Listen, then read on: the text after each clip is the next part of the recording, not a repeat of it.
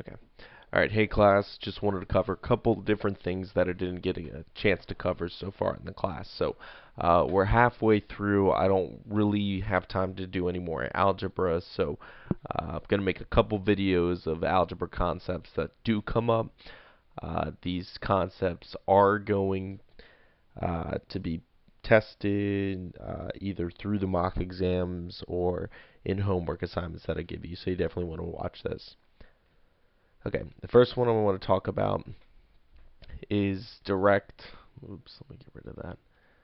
Is direct and inverse variation. So for direct variation, you want to use the equation y is equal to kx. For inverse variation, we're going to be looking at the equation y is equal to k over x. So this one, inverse variation, or you might say inversely proportional. That's another way that they write in.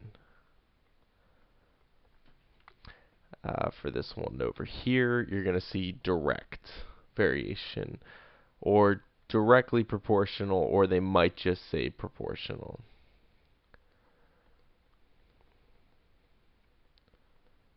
Proportional.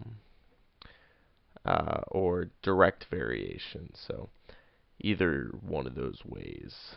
Let me just, so you can show that that comes down and that also comes down. Okay, so where these equations come into play is they'll tell you something like y varies directly as a function of x. So once you see that, you want to go immediately to this equation if they say directly. And they're always going to give you two values of x and y. So they might say y varies directly as a function of x when x equals 5, y equals 10, and they might ask you something like, what is x when y equals 25? Okay, so some of you might already see how to do this and won't need the equation, but the equation is definitely useful when it gets a little bit more complicated. So y equals kx. So the first thing we have to do is figure out what k is. So we plug in for x and y, and we could solve this equation and find that k is equal to 2.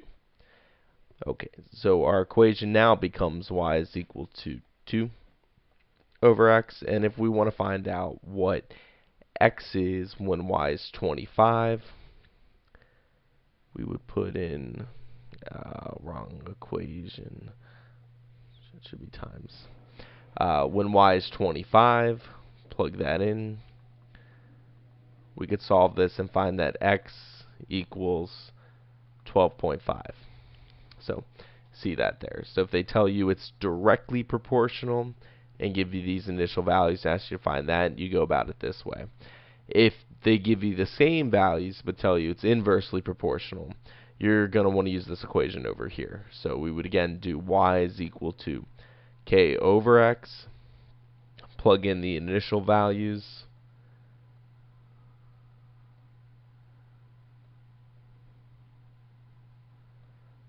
we again find that k is equal to 2.